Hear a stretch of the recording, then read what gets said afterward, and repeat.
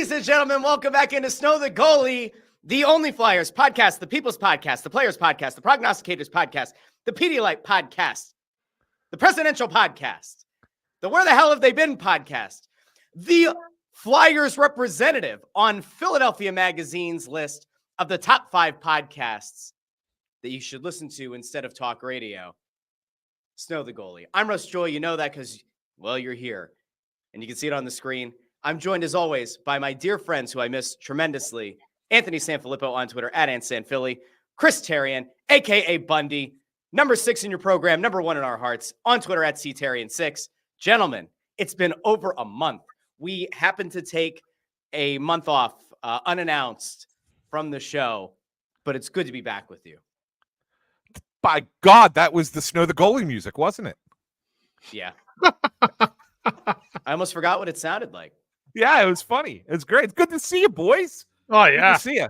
Yeah, I'm taking partial responsibility for this 1 month hiatus. I am. I will take. Look, we all had different things going on for whatever reason, but usually when we've had those kind of lulls in the past, I've been the one to try and say, "Hey, let's get this together. Hey, let's bring it together." Blah, blah, blah. But as maybe a lot of people, I don't know if everybody knows in our listening audience, but I'll say it. I was in the process of switching platforms that I am writing on. I'm no longer writing at Crossing Broad, now writing at a brand new site called On Pattison. So the last 6 weeks for me has been kind of crazy in that regard, switching over. But then, of course, I'm now 10 days out from getting married. And so preparing for a wedding has been also high on the priority list. It better be. Otherwise, Maria's not going to let me walk into the door tonight after the Phillies game.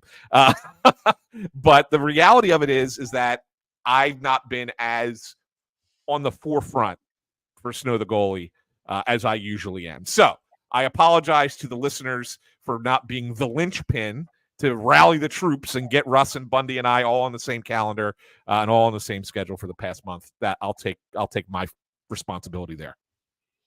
Yeah, you know what, though? Actually, Russ, when I look at it, the Phillies were going through a little bit of a hard time there. And I think Anthony was having a hard time with that. I think so you're right. They have actually pushed back, the Snow the Goalie podcast. I felt a little damage control for a little bit in there, but now they're back and beating good teams again. And they look like they're well on their way to the World Series and a parade. Well, I mean, let's not get too crazy. I love it. Look at him. Look at that face in the middle. We are recording this very shortly after Nick Castellanos got pegged and Bryce Harper almost took a pitcher out from behind. Scumbag move, some might say, but an endearing moment, But it is the hot part of baseball, and that's one of the reasons with August. The other thing too, guys, is we do shows. We did do the draft. We did a free agency coverage. But if you're going to ask me to miss an event or something on August 3rd to talk about what kind of dress socks Matvei Michkov is going to wear to the opening day of practice, we can just wait to find out what he's going to wear to the opening day of practice or preseason game. I just find sometimes it just gets old and monotonous because there's nothing that we can't talk about right now that's going to cover the entire summer and the lead up into training camp. So it's an exciting time. Again, as opening seasons and opening of camp always is. When is the official date for that, Ant? I got a bit of a brain fart. Coming this weekend, I believe, right? Or Monday. Yeah. Maybe it's either I think they report this weekend, and then Monday is the first day, if I'm not mistaken. I could be wrong. But yes. I know it's close, something like that. I think it's whatever it is. But yeah, we're almost there, guys. We're literally almost there. We're a month from the opener. Yeah. Right. I mean, I know they're starting out on the road this year with a big West Coast trip to start the season. So like the home opener is still a little bit away. They'll play a bunch of games before that. The home opener is not until the 19th, but the 11th of October, so 1 month from today, is opening night against the Vancouver Canucks in Vancouver. And it's going to be an interesting year. I think there's a lot of excitement for this team this year, but not because they're going to be as good as they were last year or better than they were last year. It's the excitement is purely about taking a look and getting your first look at what could be a generational player in Matvei Michkov. And I think that's an exciting thing for fans. And it really should be something that they, are thrilled with every time that they watch the team. We have cautioned in the past, don't put too much pressure on a 19-year-old, 20-year-old, whatever. Like give him time to grow and breathe, but enjoy every minute of watching him play because he's going to develop into something special. Yeah, we had and again, that is where the excitement lies, Anthony. I'm totally with you. It's now like that would be like the first real plug-in piece of the future. I know they picked up Drysdale. They signed Sanheim and extended some guys, but this is really the start of the future, I believe. I was at a meeting with the Flyers last week about the upcoming radio and how that's going to look. Apparently, a studio was built down there, guys. So the unofficial Snow the Goalie studio that we were told about last year. It's going to be used. It's going to be used, I guess, for radio also for pregame and stuff. But we'll be like up there. But really, a lot of the focus was when I got from that meeting, and I'm happy to transfer this to our fans, is that this is going to be a lot about Matvei Michkov this year. It's going to be a lot about trying to get the fans excited about him, excited about the future. There's going to be a lot of focus directed on him, and part of me is excited about that, but part of me is also looking at it as a father of a 17-year-old, soon to be 18-year-old next month. Totally different situation than Matvei Michkov, but he's getting recruited by up over 20 colleges, and there's some pressure on that. But I'm looking at it from a kid you're putting on the pros, you're putting him in the pro game at 19, and the whole city has basically been told, hey, this is the savior, and that in and of itself is great, but I also think it's a little bit unfair. Just let him grow. I want to see this kid grow and keep getting better and see what it has. There's a lot of questions I have about this year. I'm not going to lie and say I don't.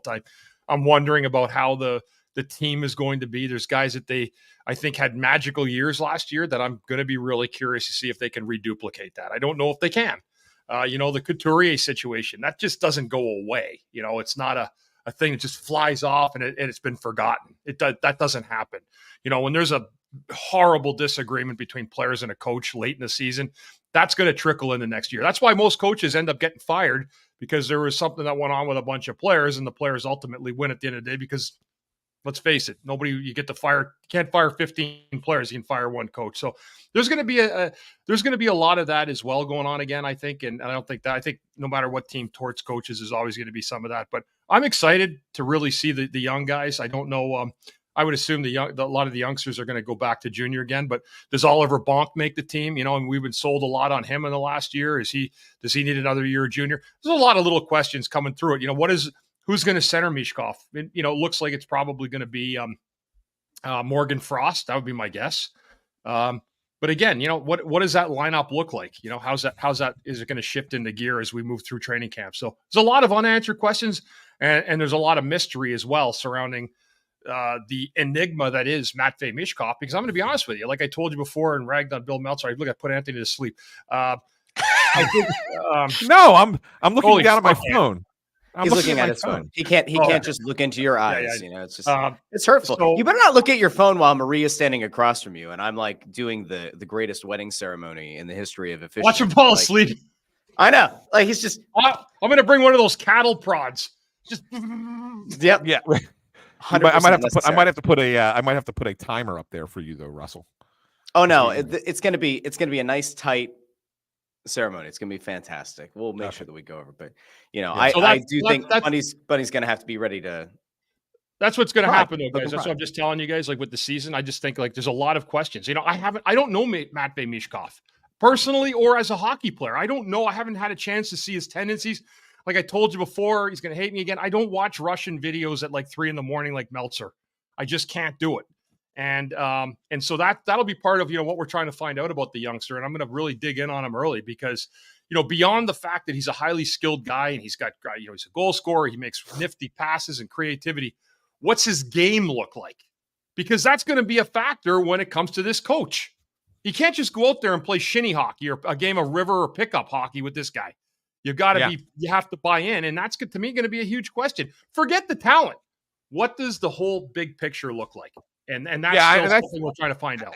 And I think, honestly, Bundy, and I don't think I'm going out on a limb by predicting this, but and it's going to be interesting to see how the fans react to it because it's going to be a unique time, and we're going to have plenty of discussions about it. But I can almost guarantee that there's going to be at some point where Torts has some kind of treatment toward Michkov for not playing the right way, whether it's sitting him for a period or scratching him from a game or something along those lines. And it's funny because we have a fan base that has at times supported the coach and at times supported the player. And I wonder if Michkov being the prize prospect leans everybody more toward the player than the coach when that kind of thing happens. Even if the coach is right to do what he's doing, which we all could agree might well be the case because the kid's not playing the right way. I still think that the word, Russ talks about optics all the time. I think that the optics of it for fans might be a little bit different when it involves him as opposed to say like a Morgan Frost, right? Like I don't think it will land the same way if he does it with Matvei Michkov as he did with Morgan Frost. So I think that's going to be a fascinating dynamic to keep an eye on. Well, it's undoubtedly going to happen. It's just a matter of how early does it happen and how early into this does Torts feel the need to lay down the law, whatever that's going to be. It's a certainty that it will happen this year. I actually, I think about it. I think that the Flyers are putting themselves in a really risky position. And we did talk about this. I think the last episode we did, maybe at some point over the summer, they've included Michkov on all of the promotional materials. He's on every billboard. Now, he's not front and center, but he's in the top and center, right? He's sort of in the background, but they're including him on everything. And we talked about when Torts got hired here. Well, there weren't marketable players. Torts was the face. Torts was the marketable guy. Now you have Michkov. They have to do a very careful job here of towing that line between promoting Michkov because he is the player that fans are most excited about and think that long-term is the guy who could potentially be that number one star on the team. But they have to make sure that they don't put all the eggs in that basket, set unrealistically high expectations. And then if he doesn't meet them, which I don't think any of us expect right now that he's going to come in and light the NHL on fire, he's still really young and he's not a huge guy. You can't set him up for failure. He's the betting favorite to win the Calder Trophy. Which is I'm just saying. Yeah, like, yes, he is. Yes. Are you sure? I'm actually going to go check some books right now. I'm not. Go ahead, please do. Okay. I mean, that seems crazy to me. Well, who else? Well, who else? It would be him and Celebrini are 1 and 2. Who else is out there? It's going to be a possibly dynamic rookie. I mean, there's one that used to be part of this organization who none of us think are necessarily is going to become a 30-goal scorer, especially in his rookie year. But boy, is that going to be a shit show. Well, this isn't to stir up controversy, but there is a non-zero chance here that Michkov struggles early. Gauthier lights it up relative to what a rookie is expected to do in Anaheim. And then you really start to get a real nasty undercurrent where the fans start going, oh shit, it's happening again. Gauthier might end up being I'm pulling up right now, and a couple of the sports books because I just want to see where we're at. But he cannot go out and win the rookie of the year. So I don't know. Yeah. I guess, Bundy, if you're a veteran in that locker room, all right, I don't know, take us back through your career. But when there is a young upcoming player that there are going to be really high expectations for, I don't think you had an exact parallel here to young Russian. Yeah, but I'm saying young Russian player coming over, gets out of contract early. Yeah, Pavel Brendel. When he got it, I'll tell you what, when he got his heart rate up over 95, he wasn't bad. But okay, so walk people through this though, as a veteran on the team, knowing what the expectations are. First of all, is there going to be jealousy in that locker room from guys who have been here for a long time that this young kid is coming in, he hasn't done anything, he hasn't earned his stripes? Could there be a little bit of resentment, whether it's intentional or not? Let's start there. Do you think there's a possibility that there could be a little bit of jealousy, resentment from guys that have cut their teeth in the league? It depends how you're perceived. I mean, if you really actually want to talk about a young superstar that's tenfold past Michkov that the Flyers have had, it's Eric Lindros. It's not even, it ain't even close. It's 20 times what this is. So they've had that. And again, is there a lot of things how they handled Lindros? Of course, they handled a lot of stuff wrong with him. And a lot of it you don't want. You can live with the media selling bullshit and making their own or putting their own print on what they think is right. And some players can be like, yeah, like who gives a fuck what that guy thinks? Doesn't matter. What will frustrate players is when management puts the player to the top of the forefront. That's where you got to be careful. As much as you want to sell tickets, you can't take away from the overall group for the betterment of one player in the minds of the management. And I think if you look at people sometimes when you talk about the past year of players, like whether it's Eric, I think that management would tell you they probably made some mistakes along the way too. It's about the team. It's about the team. And I really think like when in terms of you look at the push, there's also the business side of this with me and Anthony have really talked about in the last year. And I think they're getting back to it. The Flyers were impeccable last year in how they handled their business with the community. That can't change. They have to continue rolling out that model in terms of the community spirit, the fans coming back into the building. And you have to have that one component you're really excited about. And that guy right now is Michkov. He's yet to play a game. And I always say the players, like I said, I'll repeat it again. You can live with the media creating their own story or firestorm, as we see in almost every walk of life now. But it can't come from the internal, or it can't, and certainly won't come from Torts looking like he's giving that kid favoritism. It's the management, and they've got to be careful with that because the perception around the room can be bad and it can frustrate guys.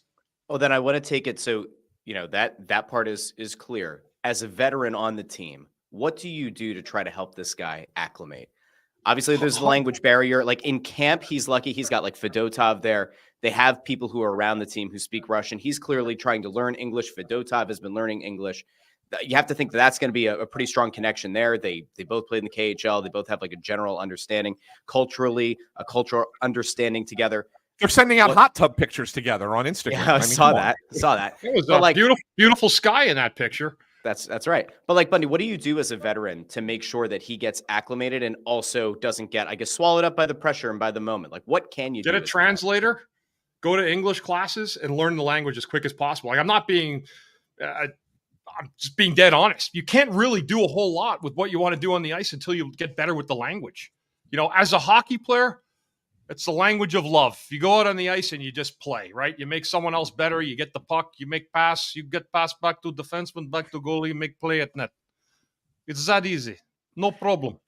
And so that's really it. Hockey, it's a universal language of love, but there is going to be a communication part of that on the ice that he's going to have to pick up. And I'll tell you what, just looking at him from a distance, he looks like a guy who's going to be engaged pretty quickly, getting English down. Because it's going to be very, very important to his early development. It is. Yeah, and when you think about the Russian stars in this league, they've all done that, right? They've all recognized that has to be part of the development before they become like superstars. Obviously, Ovechkin picked it up right away, but even a guy like look at Kucherov, right? Like Nikita Kucherov was a guy, and I think that's a player that Michkov probably. Yes, but I'm saying, yeah, for sure. But the reason I'm bringing up Kucherov is because I think that's the player that you look at Michkov and say he can become that if he reaches his fullest potential. He's not going to be Ovechkin. Like nobody's saying he's that type of goal scorer, right?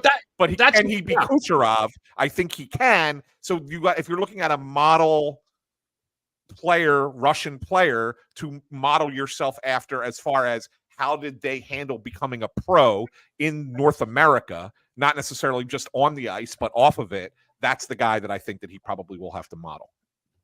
Yeah, and again, and it's funny you said that, Anthony, because if someone asked me, what do I think?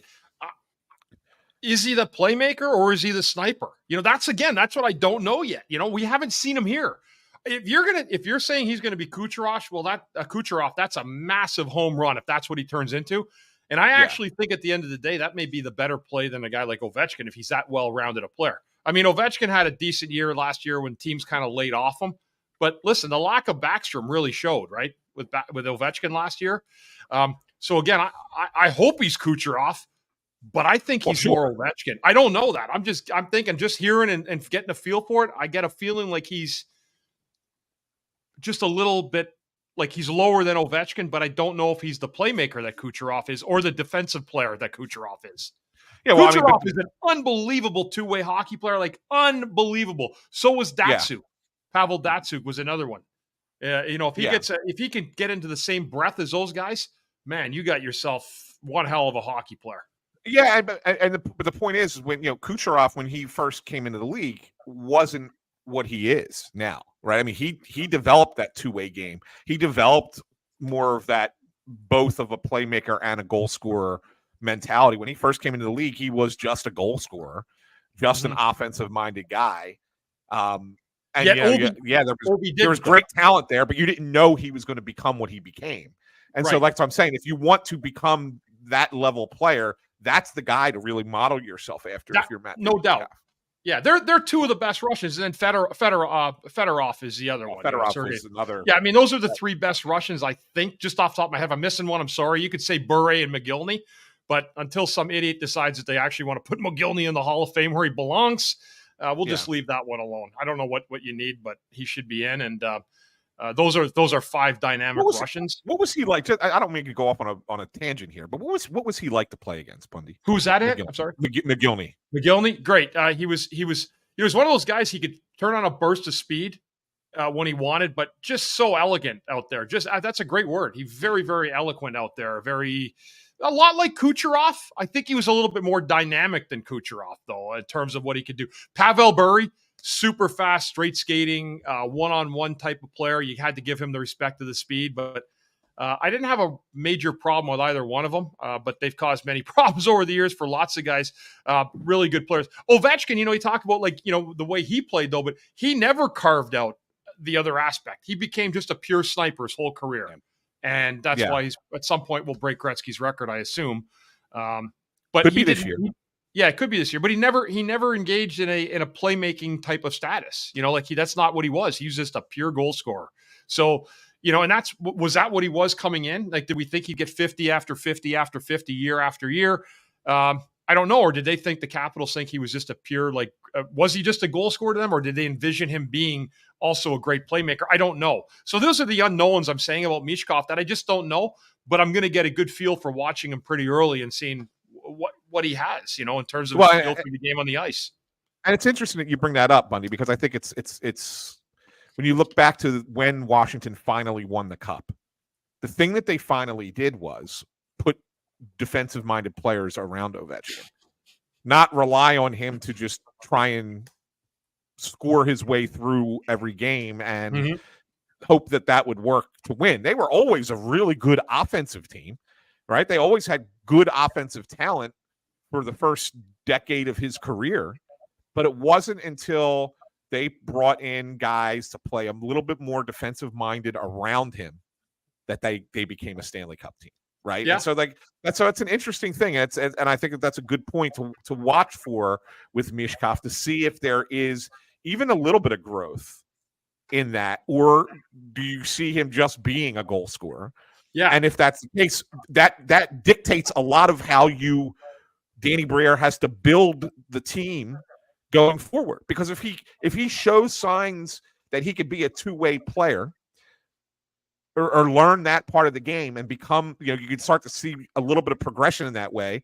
It maybe makes you think about how you add around him in one way, versus if he doesn't show the ability to pick that up and he's purely going to be a goal scorer, well, then maybe you rethink how you build the roster around him in a separate way. So I think that's going to be a very interesting thing to monitor as the first season for Michkov. And you can't overvaluate him either, right? Like, if you see what you see, you can't say, oh, we're super excited, he's going to be a 60 goal scorer every year. You got to be really, really careful, because if you're shifting the dynamic that you're looking at, you got to be honest with yourself and honest with the fans. And I'm talking directly to Jonesy and Danny. You got to say who this kid is. I hope he's the best goddamn player in the league. I hope he is. But if he's not, you got to be able to weave yourself in and around that. Again, so if Morgan Frost is his center, if this kid becomes a prolific goal scorer like an Alex Ovechkin, if that's the path he goes down, then who's going to get him the puck? Because Morgan Frost ain't Nicholas Backstrom. He's not. And that's how many assists and beautiful tap-ins did Backstrom set up number 8 with? So there's a lot of things that go into it. Now, if he's a well-rounded player like a Kucherov, that changes your equation, because then you need a guy who's like a Steven Stamkos. Maybe that's Konechny, right? Who is the true goal scorer and doesn't make the plays.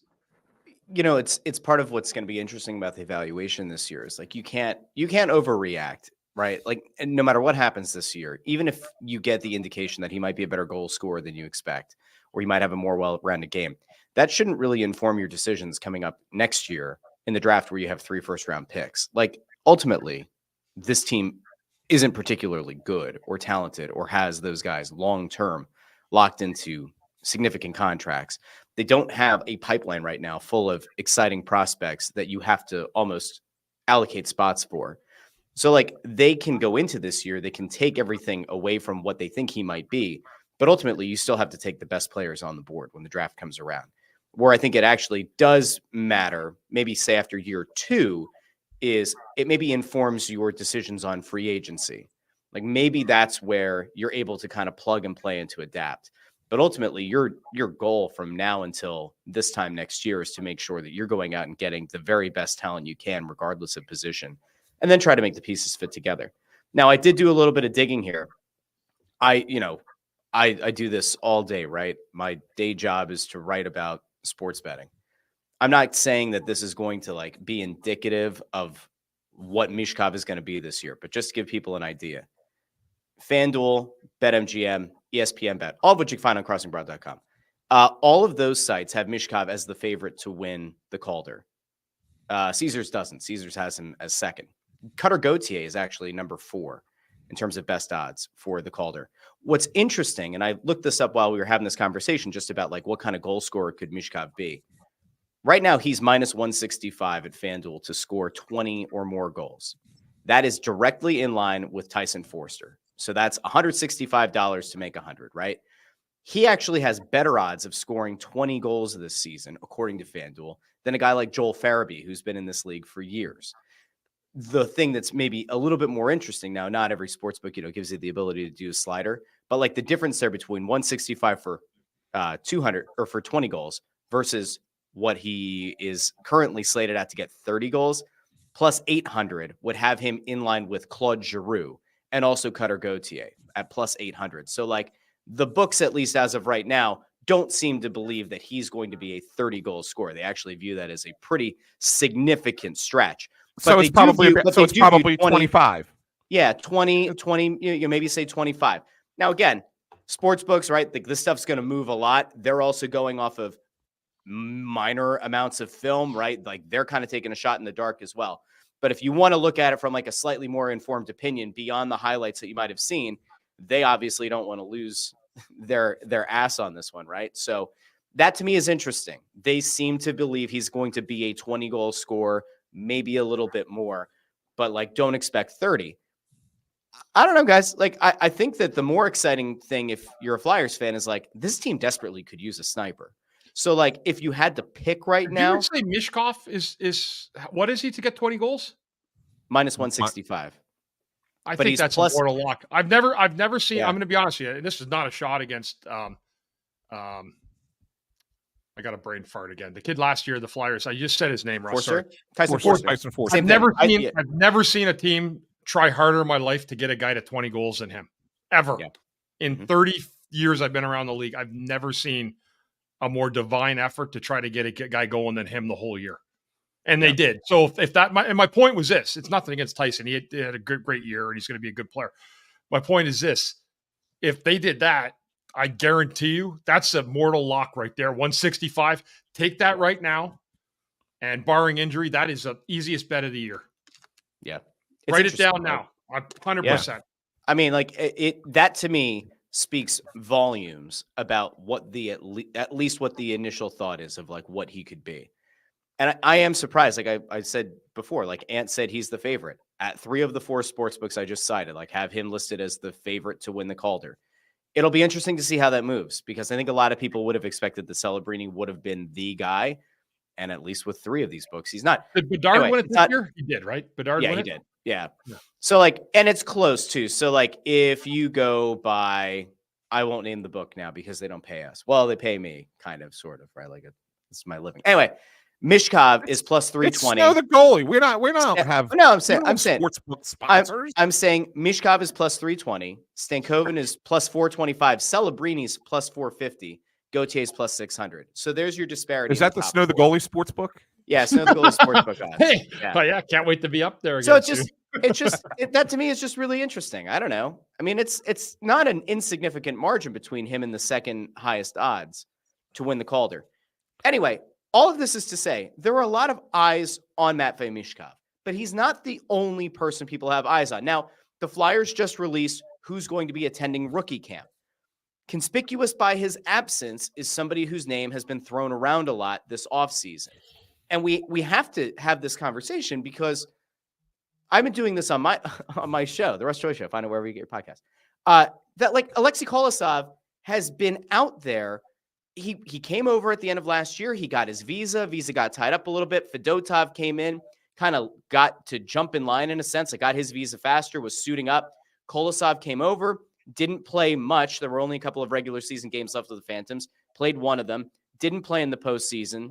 Cal Peterson had that job locked down. After the season happens, there are these like rumors that start to leak that he felt like mistreated or he was homesick or there were a whole bunch of things going out there. Isolated. Yeah. And that the narrative around it was like, oh, the Flyers really screwed this up. Like they didn't give him Russian players around him. Did they lie to him about going to the NHL or not? So all this has been kind of permeating. And then a couple of times it was he wants to go back to Dinamo Minsk, Belarusian team, KHL. Like he wants to go back there. He's now back with Dinamo Minsk. As of last week, was training with that team again. Is not under contract to them. They apparently have gone out and signed a couple of goalies. It doesn't necessarily look like they're trying to jump in here, take Kolosov back, but you're in a really weird situation here where like a guy who a year ago or even 6 months ago was being viewed as the dead, like stone cold lead pipe lock starting goalie in Lehigh Valley is not at Flyers rookie camp. And there has been nothing at this point to give you the indication that like, he's going to show up here at any point soon. So like, and I'll throw it to you. Is it a concern? Like he was supposed to potentially be Lehigh Valley's starter. Him not being here isn't ideal. Correct? Like I'm or missing something here? Yeah, I mean it's not ideal, but I would sit there and say to you that a lot of this has to fall on the player. Let's break it down just from a perspective of what took place, right? You mentioned that he came over, and when they brought him over, they were very honest with him and explained to him, it was like, hey, listen, we're bringing you over here. We're going to send you to our AHL team. You've not played in North America. We're at the end of the season. We just want to kind of get a look at you, get you working with our goalie coaches, get you assimilated, because the plan is for the 24-25 season, we view you as the number one guy in Lehigh Valley. And when he came over, it was not the greatest situation for him because they wanted to put him in with at this apartment complex up in Allentown where a lot of the other players were staying. He didn't want to be a roommate. I guess he didn't feel comfortable. Again, no skin off, on that because doesn't speak the language, right? And maybe he doesn't feel comfortable. And so, it would be weird for you to be roommates with somebody who you can't even talk to, right? So he asked to be put somewhere on his own. This is where the story got out of hand because they put him up in a 5-star hotel that's connected to the building that where the Phantoms play, right? So like it's not like they locked him in some motel like in the middle of nowhere, Pennsylvania, and said see you at the rink and only at the rink for an hour, and then 23 hours you're locked up in this hotel room. That's not what happened. We kind of got turned into that. Nevertheless, he expressed through his agent, who at the time was JP Barry, now Bundy. JP Barry, one of the best agents in the NHL, right? Top agent in the league, has had some of the best contracts, biggest name players that are out there. So he's with the CAA, which is one of the biggest agencies that you have out there in the NHL. And Barry reaches out to the Flyers and tells them, like, you know what? He was not comfortable. He needs a little bit more assistance with that. So the Flyers say, we're willing to work with you. We're going to go and try and get you a couple guys who can speak Russian. We'll put them on the AHL roster. It'll help kind of get them assimilated, get them over here. Well, I guess the agent goes back and tells him that this is what the Flyers are going to do. And he switches agencies. Now, he switches to an agency, okay, that which is Gold Star Hockey, right? And I guess his primary agent is Dan Milstein there. Dan Milstein, of his top 15 contracts in the NHL, 14 of them are Russian players. So now he switches to this guy because he doesn't like what his agent was telling him. And you got to assume that JP Barry is kind of in agreement with what the Flyers were saying. Like, this is the process that you have to take to get to where you want to go. And then it doesn't happen. And so now he's switched agents. And so it's way up in the air. I don't think he's coming at this point. I don't know what the Flyers are going to do I don't know what Dinamo Minsk is going to do. I think that the Flyers probably will end up porting the contract forward and then retain his rights and see if they can continue to work with his new agent and figure out a way to finally get him over at some point. But at some point, you got to look at it and say, what more could the Flyers have done for this guy? They communicated everything to the agent. They told him he was going to be the number one goalie. They offered to bring in players to assist him in Lehigh Valley. They went out of their way to do all that stuff, and he still wasn't happy with it. Yeah, so you know what? He wasn't. You know what? Put him in the hot tub in Colorado. That might have helped. So to me, I mean, that's what that's what it comes down to. And I think that the Flyers are standing their ground on this a little bit, and I don't blame them because they look at it and say, look, we like him. He's a prospect that we think can be an NHL caliber goaltender. That said, we already have two guys at the NHL level who we like. We drafted two more guys who we think are better prospects than Kolosov that could become NHL goalies. Yes, they're 2 years younger, but they feel like both Jarnison and I know I can never Zavragan. I can never remember who the kid's name. Both of them can be better than Kolosov. So they look at it and say, we're pretty deep on that bench. We like you. We want you to be part of this, but if you're going to sit there and say no and stay back home, we have other people that we can rely on. So I don't blame the Flyers for handling it the way they do. And the most important thing, and this is the last thing I say, and then Russ, you can take it from here, or Bundy, you can take it from here. I know a lot of people want to tie this to the same problems that occurred with Cutter Gauthier. And I think that they are two wildly, completely different scenarios. I think that was a situation where you had a kid who wanted to come into the league right away, didn't want to kind of earn his time, maybe had some misinformation about how things would go or should go, right? So it'll follow him around forever, Ant. It'll follow him around forever. Follow him forever.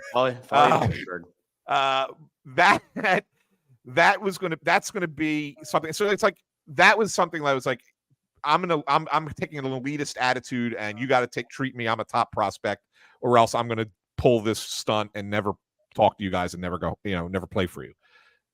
I don't get the sense that that's what Kolosov's not that, because he doesn't view himself as a guy who should be in the NHL right now.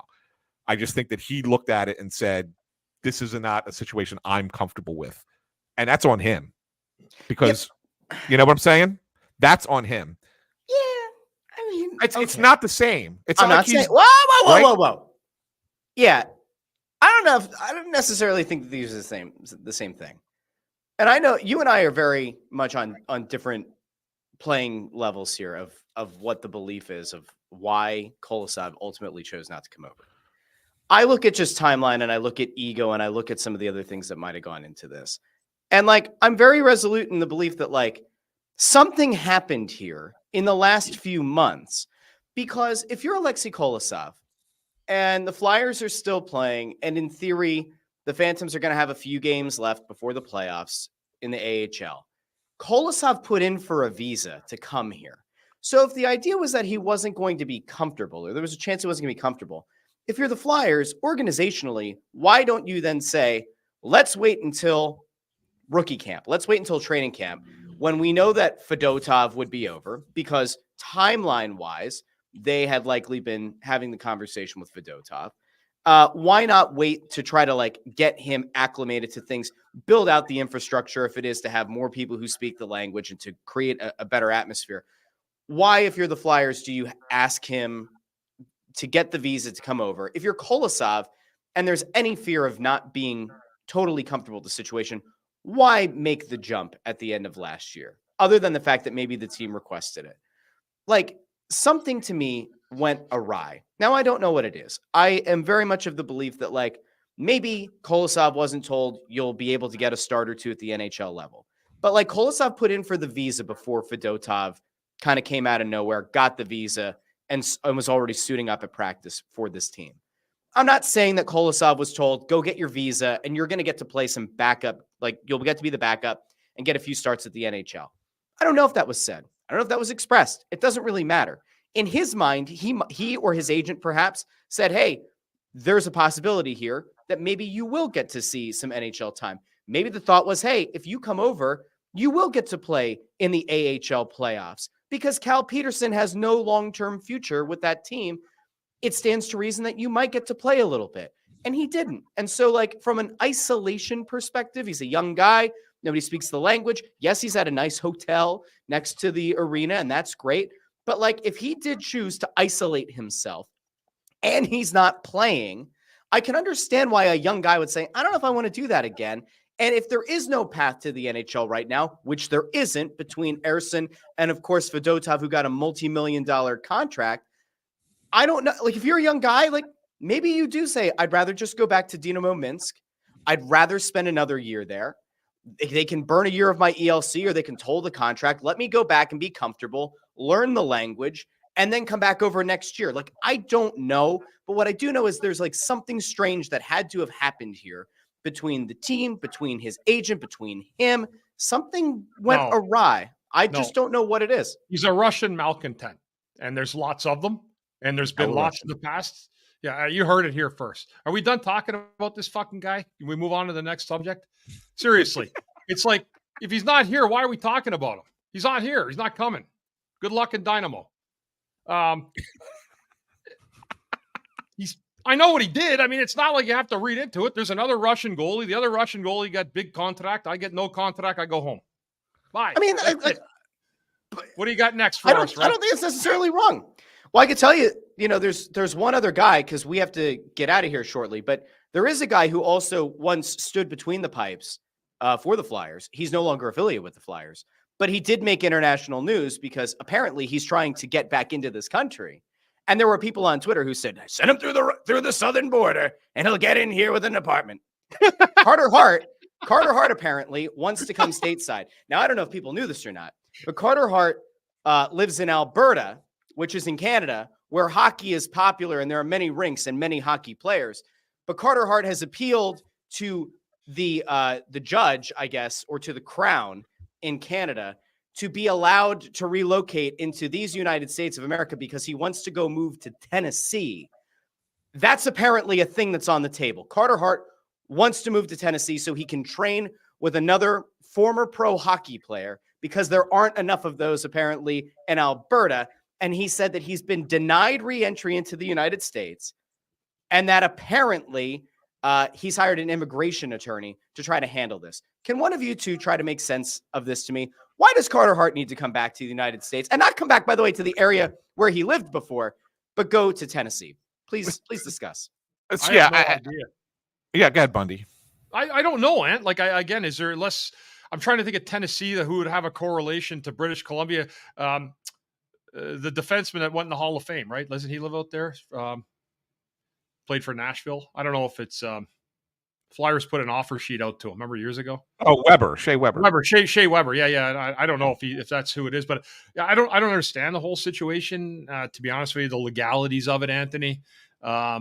but I just don't get it. I mean, he has no contract to play anywhere, and those are the rules. We over the years, I won't mention any names or anything, but it wasn't a player or anybody tied totally to the Flyers, but we had someone who'd had a DWI in the United States like 10 years earlier, and they traveled on the charter with us to Canada, and I was a player at the time, and the guy got apprehended at the plane because of the DWI, and he had to go through a series of legalities and challenges to get into the country, and that was simply for just a DWI. No one died or anything. It was typical dumbass move that somebody at like 22 made, and then he was probably 32 or 34.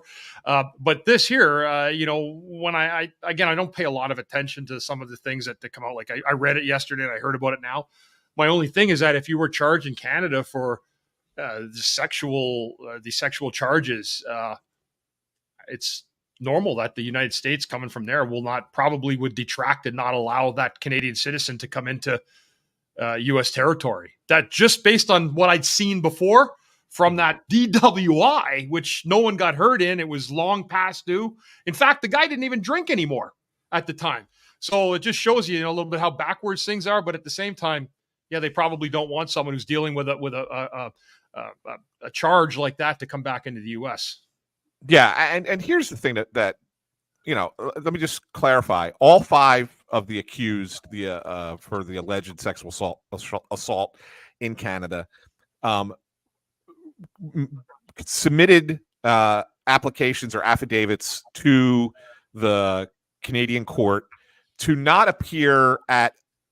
They have several pretrial motions. Well, no, but several pretrial appearances that the lawyers are going to be attending, because this case is not going to be tried until 2025 at the earliest. And the jury pool is not going to be picked until probably the spring. So there's a lot of stuff that happens between August this year and, when that jury pool is pulled.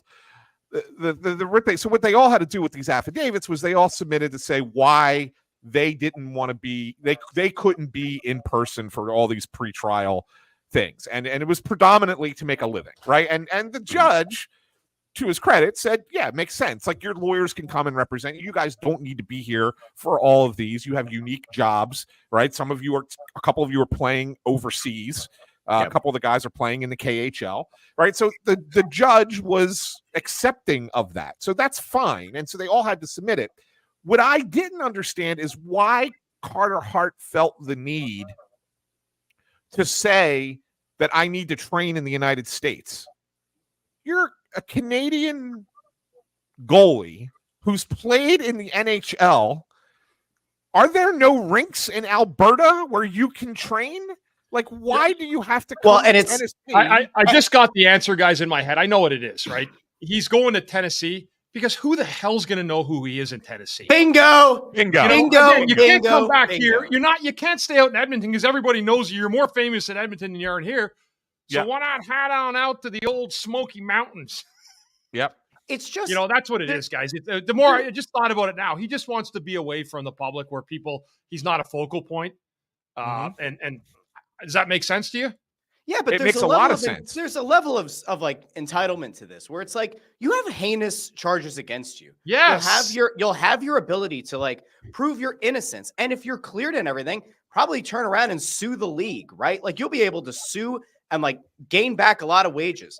But like you can miss me with this bullshit that like, and it wasn't even just that he wants to miss the in-person. His quote, like his written thing said that if he had to attend pretrial motions in person or remotely, it would interrupt his daily training regimen. Get the fuck out. That is such nonsense. Just stop. And Bundy's right. And you know what? There are going to be people, I certainly wouldn't say this, but there are going to be people who are going to say, why would he want to move to Tennessee? Yeah, you won't be noticeable. You know what? You could probably also find a whole other dating pool there.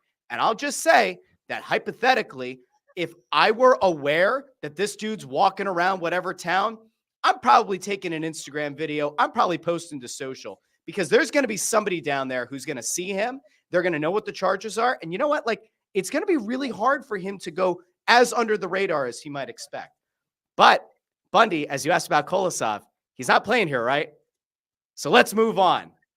And by move on, I mean, like, it's another goalie. It's not playing here. We talked about him. We just wasted 10 minutes. Look at Anthony. He's got to go, for God's sake. I know. So it's time for us to wrap. I want to thank everybody who joined us live. If you're wondering why we didn't bring the comments up on the screen, it's because we are not technically recording this live. Now, it's going to show up on YouTube as live. But, like, that's why you didn't see your comments. Now, I do appreciate all the people. And if any of you were able to send a super chat and you did, we'll make sure that we answer it on the next show. We will be back doing this more routinely now. We have something in the works that's going to be a really interesting interview. We're trying to figure out what date that's going to be. We got a few things though, Russ, coming up this year that we're going to share in the coming week. One of them is going to be totally fan interaction for you and your whole family. I promise you. I think it's going to be one of the best things we have at Snow the Goalie, and it's going to be implemented in the next month. And the other thing is the interview pieces.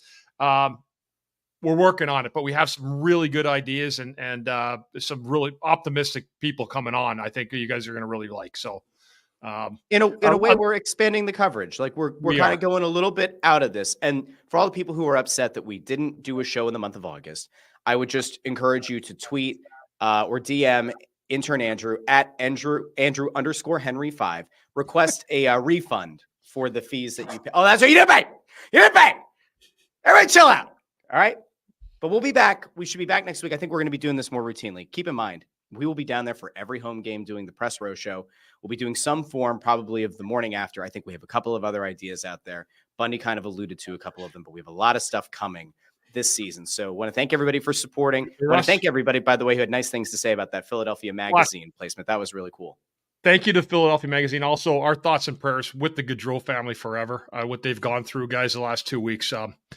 Has broken our hearts and opened our eyes to a lot of things that are important to us in life. So you guys are to me, my family, and all our listeners. But, to think of that tragedy, what that family's going through, our hearts break for you, and we think about you constantly. So I wanted everybody to know that and throw that out for everybody. Yeah, I agree. That was one of the toughest nights of my professional career. And even as of this morning, and I'm glad, Bundy, you brought it up because I was going to if you didn't.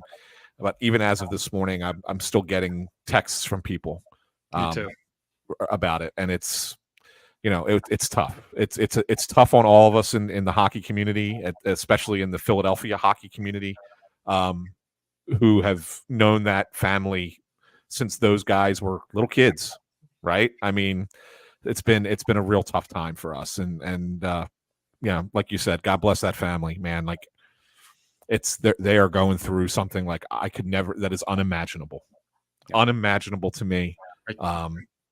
It's just as a human, it's unimaginable. I can't bottle it at all. And Anthony, everybody knows you're getting married less than 2 weeks. So are we going to have another show before that? Or do you want me to broadcast live at the altar, Russ, when you're there? I have my camera so low. Listen, I think nothing would be funnier than doing the press row show. I'm going to hold my phone just like this here. I know. We would actually do a pretty significant viewer number. I will say this: so you guys are at the same table at the wedding, and you got some fun people at your table. So Russ, if you want to do it through the app on your phone and do like a quick check-in. It's a good thing I quit drinking years ago, Ant. It would have been a hell of a party. Yeah, but what the best part about it is, Bundy, is that you're going to be, you're going to be sober, and everybody at that table with you will not be, and you'll be just as entertaining to them as they will be to you. It will be so much fun to have you there in that spot. I tell you, I have as much fun sober as I did anytime I was drunk, and you know what? I'm looking forward to it, Ant. We'll have a great time, and we're looking forward to celebrating you and Maria, buddy. Yep. Yeah. So I expect you guys to have some video that you're going to end up sharing. Oh, it's going to be some capacity. I mean, there's going to be. We're going to. Bundy, I think we need to get some people together. We have to do the what's the chair dance you do at like Jewish weddings? The Jewish wedding thing. Yeah. I'm absolutely going to try to encourage people. That chair might break with me on it. You know what, buddy? That's why we're all strong. We'll make sure we get enough people. We'll catch you if you fall. Because that's what friendships. That's what friends are for. That's right. So anyway, we will be back. We'll be doing this more regularly. I want to thank everybody again for following. Guys, get plugs in real quick. Bundy, you want to plug anything that you're working on, anything that you're doing where people can find what you're up to? Couple things, Pennsylvania Recovery Center and BundyRecovery.com. We continue to grow, helping a lot of people. We've got some great relationships. We started in the city, and our new building, as we said, is open on 1026 Winter Street. Real quick, I want to throw out a congratulations to my future son-in-law. My daughter Isabella gets married next year. Her fiance, Will Fries, had the highest rating of any offensive lineman in the NFL this week. I know Penn State. He went Penn State 4-year starter. He's had a great start to his NFL career, and I'm proud of him. Great job, Will. Yeah. It's a shame the Colts didn't win that game, but I know it was a. They say that's going to be the best rivalry coming for the next 6-7 years because of those two QBs. Yeah. Oh yeah. Yeah. Richardson's really talented. He's really talented. A lot of people don't realize that yet because he only played 5 games last year or whatever it was, but got hurt. Yeah. Colts are gonna be pretty darn good. So that's gonna be fun. a good year. Yeah. So that's it. And, thank you, guys. And you want to plug anything that you're currently working on? No, the new website on Pattison.com. Everything, nothing changes with the podcasts. Everything we do here on Snow the Goalie will remain the same. My Phillies podcast is still the same over at Crossed Up, or at Up Phillies rather, on Twitter, but it's called Crossed Up. But yes, the place to find my written work now will be on Pattison.com. Nice. Would you believe that there has not been a conversation about having me replace you at Crossing Broad as the hockey guy? You know why? Because they know I would say absolutely fucking not. Absolutely not. Anyway, you can find me over every Tuesday and Friday morning, 8:30 a.m. live, the Russ Joy Show on YouTube and wherever you get your podcasts, where we do a lot of fun stuff. I think I might invite one of these guys onto the show. You know what the best part about the Russ Joy show is? And it's not Anthony. It's not Anthony. Remember the best part about the Russ? You know the best part about the Russ Joy show? You should do a show called Russ Joy Behar. Russ Joy Behar? Stop. My favorite part about the Russ Joy show is just the fact that you don't have us there. Mm-hmm. You become more unhinged than you normally are. I do. We reel them in, Ant. We reel them in. I realize we do. We reel them in, but we do. We just pull them in. When I watch him do his solo show, I'm sit there and go, my God, Bundy and I do a lot of pulling back on Russ. I didn't realize just how much we do. But like an unhinged maniac. Oh yeah, I had a lot of F-bombs for Carter Hart on Tuesday's show. So if you want a slightly unhinged thing, you can go find that in the podcast feed. I clipped up that segment as well in that show. But I'm looking forward to doing some fun stuff over there. I'll have to invite you guys on because I think it'll be a lot of fun. But that's just like additional content. We have the one nice thing here is I think we're all kind of expanding our horizons here a little bit, and we still have the time to do Snow the Goalie. The next episode we will try to make sure that it's at a time where we can interact with the live audience. I will tell you, in the worst case scenario, maybe Snow the Goalie this year ends up being the regular show isn't quite as interactive, but Press Row Show is. We're still working on that. We all have day jobs, and we're trying to figure out how to best not violate our work days, but also get content out to all the fine folks of the Delaware Valley. So anyway, a big thank you to you guys. Follow Ant on Twitter at AntSanPhilly, Bundy on Twitter at CTerien6. You can find me on Twitter at JoyOnBroad. Follow Snow the Goalie on all social media platforms at Snow the Goalie. If you haven't done so already, make sure you like this video, share the video, subscribe. And this is one other thing. Leave a comment. You know, when we do the live shows and you put comments in there, that's great. But after the fact, the YouTube algorithm loves when people leave actual comments. We can pin them. We can interact. We'll start throwing some polls up and everything. So big thank you to everybody who watched the show. Big thank you to everybody who listens in the podcast feed. We will be back very soon with another episode. But until then, this has been Snow the Goalie, the only Flyers podcast. We'll talk to all of you very, very soon.